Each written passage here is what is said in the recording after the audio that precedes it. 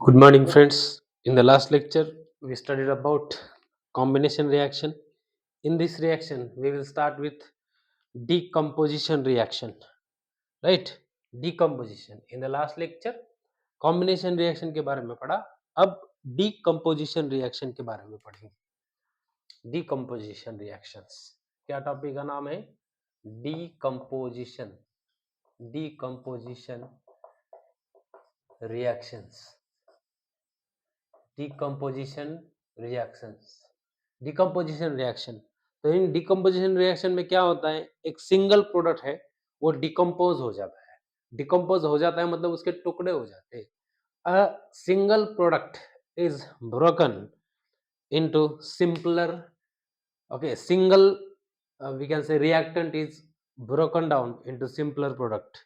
Single, इसमें होता क्या है, सिंगल रिएक्टेंट ये क्या हो जाता है, ब्रेक डाउन हो जाता है. ब्रेक डाउन हो जाता है किसमें, सिंपलर प्रोडक्ट्स में. सिंपलर प्रोडक्ट्स में मतलब यहाँ पे रिएक्टेंट सिंगल होगा. यहाँ पे रिएक्टेंट क्या होगा, सिंगल होगा. अब देखो, कोई पदार्थ है, कोई सब्सटेंस है, कोई सब्सटेंस ऐसे ही रखा हुआ है तो वो अपने आप तो डिकम्पोज नहीं होगा, कुछ तो होगा जो उसको डिकम्पोज करेगा. यहाँ हम एक चीज देखने वाले हैं कि डिकम्पोज करने के लिए एक एंटिटी की जरूरत पड़ने वाली है. जैसे मुझे क्या करना है, किसी मोमबत्ती को क्या करना है, जलाना है, तो मैं उसको जलाऊंगा तो मोमबत्ती गल जाएगी, है ना, तो मैंने एनर्जी दे दी. राइट. उसी तरह से बहुत सारी चीजें हैं जिनको घटित होने के लिए आपको एनर्जी की जरूरत पड़ती है. तो यहाँ पे भी ये जो सिंगल रिएक्टेंट है, इस सिंगल रिएक्टेंट को एनर्जी देनी पड़ेगी ताकि जिन मॉलिक्यूल से, जिन एटम से वो बना है, उनके अंदर के बॉन्ड टूट जाए और ये जो नए प्रोडक्ट, सिंपलर प्रोडक्ट है ना, ये बन जाए, है ना. तो एनर्जी देना जरूरी है यहाँ पे. तो ये एनर्जी देने वाली चीज आप बार बार रिएक्शन में देखने वाले हो. राइट. तो सबसे पहला एग्जांपल हम लेते, देखो डिकम्पोजिशन रिएक्शन में क्या हो रहा है, single reactant break down into simple product, simpler product. ये होने वाला है, एक सिंगल रिएक्टेंट सिंपलर प्रोडक्ट में ब्रेक डाउन होगा. Right. Whenever energy is given to it. Energy can be given. अब ये एनर्जी किन किन फॉर्म में दे सकते, energy can be given through heat. हम हीट भी दे सकते हैं उस सब्सटेंस को, उसको हीटअप करेंगे. ठीक है. हम उस सब्सटेंस के ऊपर लाइट डाल सकते हैं, सनलाइट डाल सकते हैं, या उसमें से इलेक्ट्रिसिटी पास कर सकते हैं. उसमें से क्या कर सकते हैं, इलेक्ट्रिसिटी पास कर सकते हैं. मतलब एनर्जी देने के तरीके अलग अलग है. हीट दे सकते हैं, लाइट दे सकते हैं, इलेक्ट्रिसिटी उसमें से पास कर सकते हैं. तो तीन प्रकार से हम उसको एनर्जी दे सकते हैं. तो सबसे पहला एग्जांपल हम लेंगे, देखो यहाँ पे फेरस सल्फेट का एग्जांपल लेंगे. फेरस सल्फेट क्या करना है, 2 ग्राम फेरस फेरस सल्फेट लेना है एक बॉइलिंग ट्यूब में. एक बॉइलिंग ट्यूब लेनी है, ऐसी बॉइलिंग ट्यूब, ये बॉइलिंग ट्यूब है मान लो. और पहले इसके अंदर फेरस सल्फेट लेना है. क्या लेना है, ferrous sulphate. Ferrous sulphate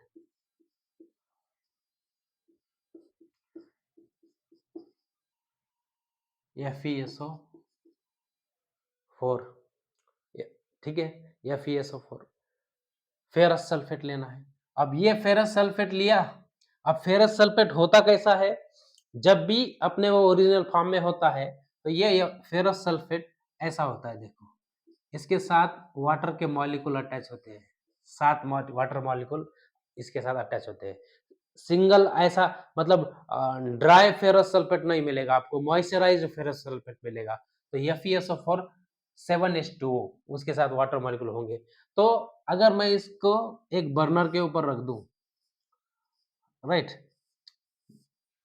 right, spirit burner के ऊपर रख दूं और थोड़ी सी हीट दे दूं उसको, थोड़ी सी हीट दे दूं, तो थोड़ी सी हीट देने के बाद क्या हो जाएगा, इसमें से ये 7H2O उड़ जाएगा, सिर्फ रह जाएगा FeSO4 फेरस सल्फेट रह जाएगा। ये 7H2O यहाँ से निकल जाएगा और इसका क्या हो जाएगा पता है? कलर चेंज हो जाएगा। Colour will change, its colour will change because original ferrous sulphate contains 7 molecules of H2O। Original ferrous sulphate contains 7 molecules of H2O, तो उसका कलर चेंज हो जाएगा और FeSO4 बचेगा। अब हमें करना क्या है? FeSO4 को देनी है, इस FeSO4 को देनी है heat with the help of this, ठीक है, स्पिरिट बर्नर। स्पिरिट बर्नर की मदद से उसको क्या करनी है? हीट देनी है और क्या मिलता है देखना है। तो इससे मिलता है, इस FeSO4 को हीट देने के बाद इसमें क्या है देखो, Fe है, हीट देना है यानी ऑक्सीजन देना, तो जाहिर है Fe या फेरस का ऑक्साइड बनने वाला है, तो फेरिक ऑक्साइड हमें मिलने वाला है। क्या मिलने वाला है? फेरिक ऑक्साइड मिलने वाला है। अब हीट दे रहे हैं, सल्फर भी है, हीट दे रहे हैं, सल्फर भी है, तो सल्फर का ऑक्साइड भी मिलेगा। तो फेरस का भी ऑक्साइड मिलेगा, सल्फर का भी ऑक्साइड मिलेगा। ध्यान देना, हीट दे रहे हैं तो ऑक्साइड मिलेगा, क्योंकि heat can be given in the presence of oxygen, so definitely there will be formation of oxide of that substance, right. तो यहाँ पे आयरन का ऑक्साइड बनने वाला है, राइट। तो क्या मिलेगा हमें देखो, यहाँ पे क्या रिएक्शन क्या मिलने वाली है देखो, रिएक्शन ऐसी मिलती है, तो सल्फर का भी ऑक्साइड मिलेगा और फेरस का भी। तो रिएक्शन इस तरह से है देखो, 2FeSO4 ये सॉलिड स्टेट में है, इसको हमने क्या कर दिया, इसको क्या कर दिया हमने, इसको दे दिए हीट, इसको दे दिए है हीट। हीट देने के बाद एक प्रोडक्ट यहाँ पे मिला है, हीट देने के बाद यहाँ पे एक प्रोडक्ट मिला है, कौन सा? फेरिक ऑक्साइड Fe2O3, Fe2O3 ये सॉलिड फॉर्म में मिलेगा। फेरिक ऑक्साइड, फेरिक ऑक्साइड, ये फेरिक ऑक्साइड मिलेगा, Fe2O3 फेरिक ऑक्साइड। उसके बाद सल्फर है, सल्फर भी ऑक्सीजन के साथ रिएक्शन करेगा, सल्फर के दो ऑक्साइड बनने वाले हैं यहाँ पे, सल्फर के दो ऑक्साइड बनने वाले हैं। एक बनने वाला है SO2, ये गैसियस फॉर्म में होगा, ये सल्फर डाइऑक्साइड होगा, सल्फर डाइऑक्साइड, ये सल्फर डाइऑक्साइड होगा। और दूसरा सल्फर का एक ऑक्साइड बनेगा, सल्फर ट्राइऑक्साइड, SO3 भी बनेगा, ये भी गैसियस फॉर्म में बन के निकल चला जाएगा, ठीक है, ये भी गैसियस फॉर्म में। तो मतलब एक सिंपल कंपाउंड था, उसको हीट दी, सिंपल कंपाउंड था उसको हीट दे दी, एक कंपाउंड था उसको हीट दे दी, तो वो सिंपल कंपाउंड प्रोडक्ट्स में बदल गया। ये sulphur trioxide, sulphur trioxide, trioxide, इसमें क्या हो गया, वो कन्वर्ट हो गया। बात समझ में आ रही है? एक सिंगल प्रोडक्ट कन्वर्ट हो गया किसमें? सिंपलर प्रोडक्ट में। तो फेरस सल्फेट कन्वर्ट हो गया फेरिक ऑक्साइड, Fe2O3 ये फेरिक ऑक्साइड है, Fe3O4 भी इस आयरन का ऑक्साइड है, ठीक है। यहाँ पे Fe3O4 नहीं, Fe2O3 ये फेरिक ऑक्साइड बनेगा, ठीक है, सल्फर डाइऑक्साइड बनेगा, सल्फर ट्राइऑक्साइड भी यहाँ पे मिलने वाला है, तो है ना। और यहाँ पे हीट लगती है, हीट लगती है ना, हम हीट देते हैं, राइट, तो इसलिए इसको थर्मल डिकम्पोजिशन भी कहा जाता है। क्या कहा जाता है? थर्मल डिकम्पोजिशन भी कहा जाता है। उसके बाद एग्जांपल देने वाले हैं हमारा रेगुलर एग्जांपल, ये हो गया फर्स्ट एग्जांपल। अब सेकंड एग्जांपल लेते हैं, decomposition of calcium carbonate. Calcium carbonate को हीट देंगे, कैल्शियम कार्बोनेट को हीट देंगे, decomposition of calcium carbonate, decomposition of calcium carbonate to calcium oxide, calcium carbonate का कैल्शियम ऑक्साइड में कन्वर्ट होना।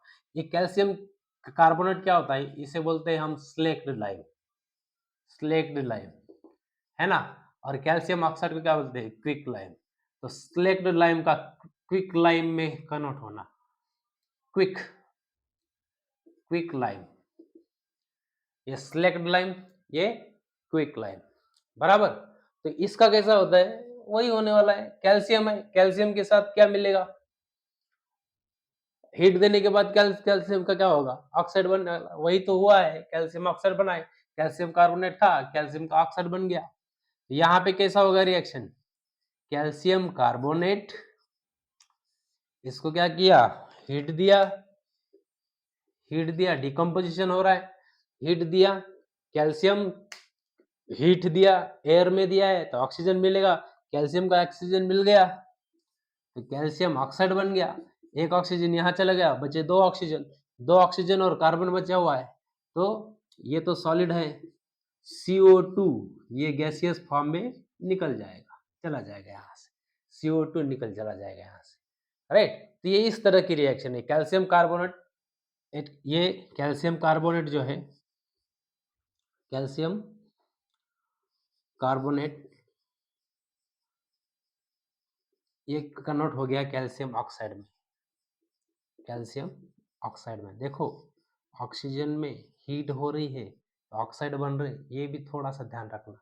और ये कार्बन डाइऑक्साइड है, कार्बन डाइऑक्साइड। तो डिकम्पोजिशन रिएक्शन में क्या हो रहा है, एक रिएक्टेंट अलग अलग सिंपल प्रोडक्ट में कन्वर्ट होता जा रहा है, एक रिएक्टेंट अलग अलग सिंपल प्रोडक्ट में क्या हो रहा है, ये कन्वर्ट होता जा रहा है। अगला एग्जांपल है, देखो इसका अगला एग्जांपल, लीड नाइट्रेट लेना है। लीड नाइट्रेट जिस तरह से हमने फेरस सल्फेट लिया था, उसी तरह से लीड नाइट्रेट को बॉइलिंग ट्यूब में लेना है और हीट करना है। लीड नाइट्रेट देखो, तो वहां पे भी वही होने वाला है, जो यहाँ पे हुआ था वहां पे भी वही होने वाला है, ऑक्साइड बनने ही वाला है। ओके, जरूरी नहीं है कि ऑक्साइड बने, जरूरी नहीं है कि ऑक्साइड बने, ठीक है। अब क्या करना है, third reaction, lead nitrate, lead nitrate, ये क्या करना है, 2 ग्राम लेना है, 2 gram in boiling tube, boiling tube, चलो ये है बॉइलिंग ट्यूब, इसमें लेते हैं लीड नाइट्रेट, लीड नाइट्रेट मतलब प्लम्बम, पीबी, लीड नाइट्रेट का फार्मूला क्या है, PbNO3 टेकन ट्वाइस, है ना, ये है लीड नाइट्रेट का formula, PbNO3 taken twice, PbNO3 taken twice, NO3 दो बार, है ना, यहाँ पे लिया जाता है, तो इसकी वैलेंसी 2 होती है, इसके कारण 2 वैलेंसी NO3 के 2 मॉलिक्यूल फिल करते हैं, राइट।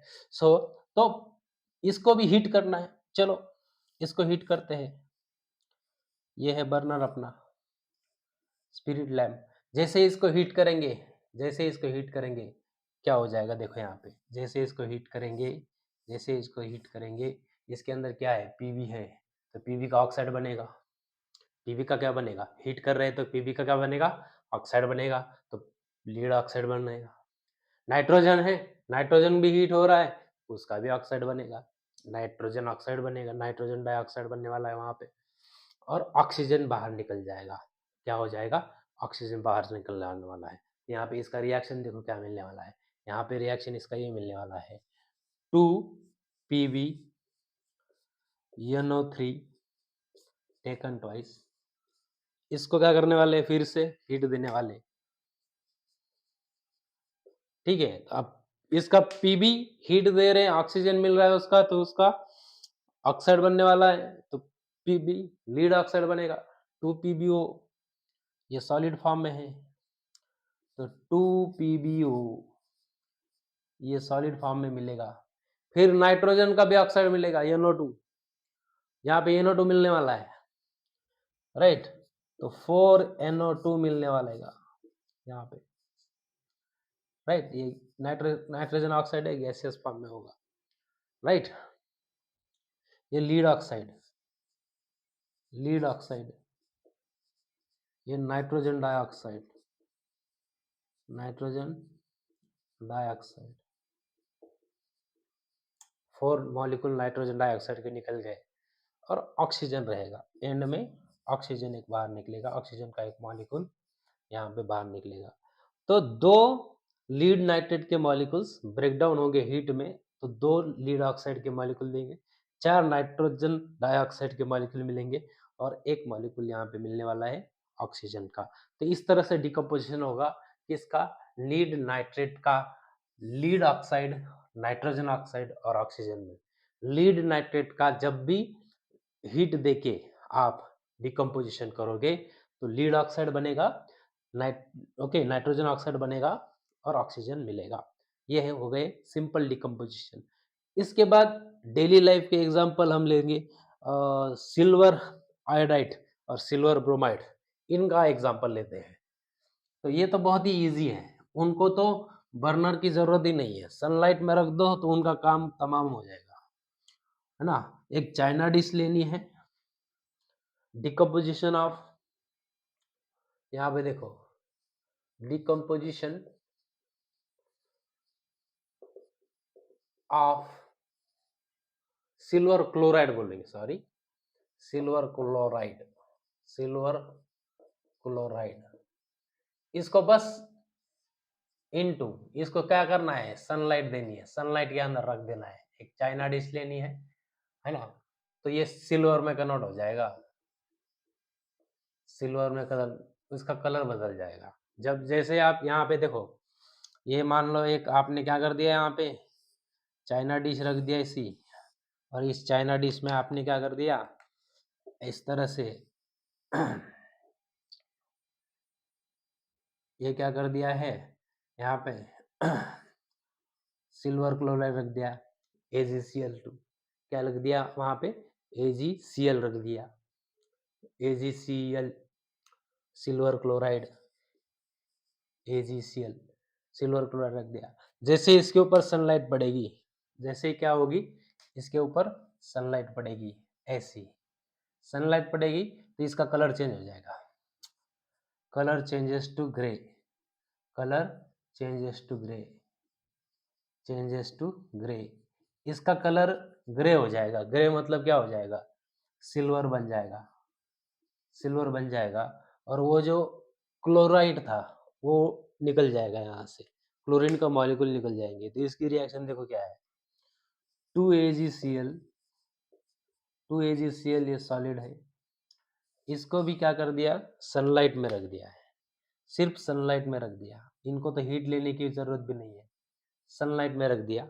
AgCl को सनलाइट में रख दिया, राइट। तो उसका डायरेक्ट कलर चेंज हो जाएगा और मिलेगा 2Ag, 2Ag, और ये जो Cl के दो मॉलिक्यूल है तो क्लोरीन गैस यहाँ से बाहर निकल जाएगा, ये क्लोरीन गैस यहाँ से बाहर निकल जाएगा, तो ये प्योर सिल्वर मिल जाएगा यहाँ पे, ठीक है। यहाँ पे ये सिल्वर क्लोराइड है, सिल्वर क्लोराइड,